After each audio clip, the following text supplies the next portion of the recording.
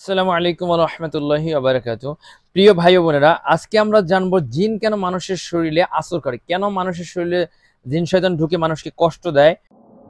الله أكبر الله أكبر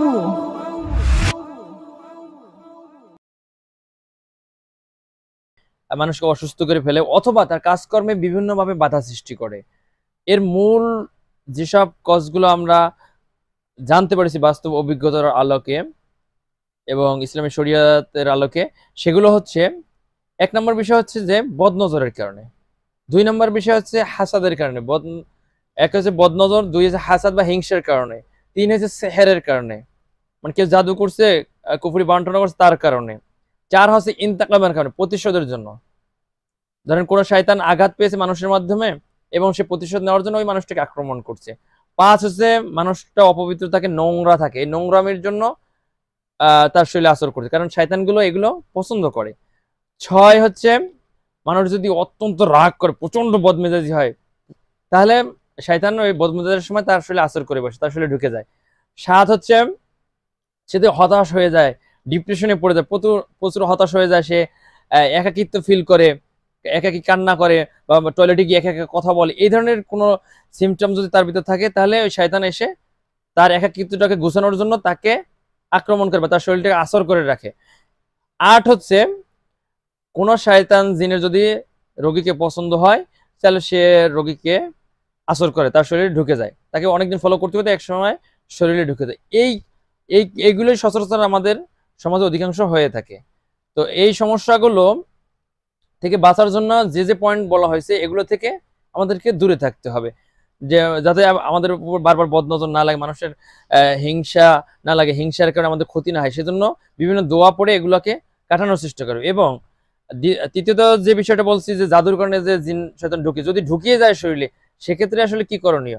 সেক্ষেত্রে করণীয় হচ্ছে একজন অভিজ্ঞ রাকির কাছে রুকিয়া করে এই শয়তানটাকে আস্তে আস্তে দুর্বল করে এর সমস্যাগুলো কাটানোর চেষ্টা করে, এবং লাস্ট পর্যন্ত শয়তানটা আল্লাহর ইচ্ছে একসময় বের হয়ে যাবে ইনশাল্লাহ।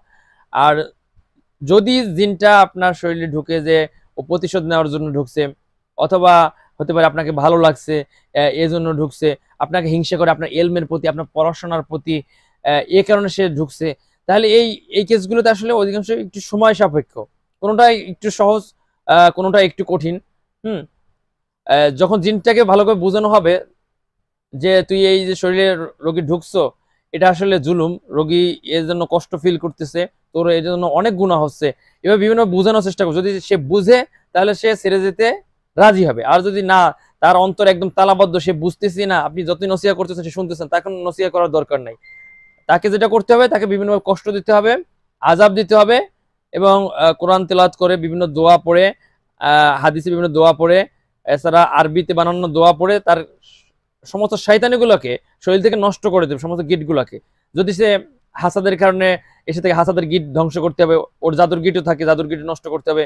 যদি সে জাদুর কারণে এসে থাকে, তাহলে মূল জাদুটা কোথায় আছে সেটা খুঁজে বের করে চেষ্টা করতে হবে ওইটা নষ্ট করে দেয়, এবং সাথে সাথে শরীরে যে জাদুর গিট আছে সেগুলো নষ্ট করে দিলেই এই শয়তানটা চলে যাবে ইনশাল্লাহ। আবার যদি সে আসে আপনার কর্তৃক কোনো আঘাত পেয়ে থাকে, যার কারণে সে আপনাকে আক্রমণ করছে, তো সেটা তাকে ভালো করে বোঝাতে হবে যে রোগী হয়তো ভুল করেছে বা সে দেখে না, এই কারণে আঘাত পেয়েছে। এটা বুঝালে সে যদি বুঝতে পারে, তাহলে সে সহজেই চলে যাবে, সে আর বেশি ঝামেলা করবে না। আবার যদি হয় যে না, জিনটা আসছে, আপনাকে ভালো লাগে, আপনার সাথে থাকতে ভালো লাগে, আপনার কথা ভালো লাগে, আপনার চেহারা ভালো লাগে, আপনার সৌন্দর্য ভালো লাগে, সবকিছু ভালো লাগে, তাহলে ওই শয়তানটাকে শরীর থেকে বের করতে আসলে একটু সময় সাপেক্ষ, ওকে ভালো করে বোঝাতে হবে। এবং কোরআন থেকে জিনা ফাহিশের যে আয়াতগুলো আছে, এগুলো বেশি করে শোনাতে হবে তার সামনে, নিজেও ভালো করে শুনতে হবে, এবং একজন অভিজ্ঞ রাখির কাছে রুকিয়া করলে সবচেয়ে বিষয়টা সহজ হয়ে যায়। তো ইনশাল্লাহ আজকে আমরা অনেক গুলো বিষয় জানলাম যে কারণে জিন শয়তান মানুষ আসলে আসর করে, এবং এ থেকে পরিত্রাণের উপায়ও আমরা জানলাম। আর এটা থেকে পরিত্রাণের মূল উপায়টা দুইভাবে আপনার জন্য সহজ হবে। এক হচ্ছে যদি আপনি ভালো কোনো অভিজ্ঞ রাখি খুঁজে তার কাছে রুকিয়া করে, তার পরামর্শ অনুযায়ী আপনি সেলফ রুকিয়া করেন, তাহলে আপনার কেসটা দ্রুত সলভ হবে। আর যদি না, আপনি পারতেছেন না, সরাসরি রুকিয়া করতে পারছেন না, ভালো কোনো রাখি নেই, আপনার সন্ধানে আপনি খুঁজে পাচ্ছেন না, ঠিক আছে, বেশ ভালো কথা, আপনি নিজে নিজে সেলফ রুকিয়া শুরু করে দেন। কোনো অভিজ্ঞ রাখির কাছে যোগাযোগ করে তার সাথে অনলাইনে কনসালটেশন নেন, দূর থেকে তার পরামর্শ নিয়ে আপনি সেলফ রুকিয়া শুরু করে দেন। এটাও যদি না পারেন, তাহলে আপনি যেটা করবেন, রুকিয়া রিলেটেড যতগুলো বই আছে বাজারে এগুলো কালেক্ট করে একটা একটা বইয়ের আপনার প্রেসক্রিপশনগুলো নিজে নিজে ফলো করা শুরু করেন। এখানে সুন্দরভাবে বিভিন্ন সেলফ রুকিয়ার সাজেশনগুলো, মডিউলগুলো সাজানো আছে। এগুলো আপনি করলে তাও আপনি অনেকটা এই সমস্যা থেকে মানে উত্তরণ হতে পারবেন। হয়তো বা একটু সময় সাপেক্ষ একটু সময় লাগবে, তো ধৈর্য ধরে এই কাজগুলো করতে হবে। আজকে এ পর্যন্তই, ইনশাআল্লাহ পরবর্তীতে আমরা নতুন ভিডিও নিয়ে আসবো। আসসালামু আলাইকুম ওয়া রাহমাতুল্লাহি ওয়া বারাকাতুহু। الله أكبر الله أكبر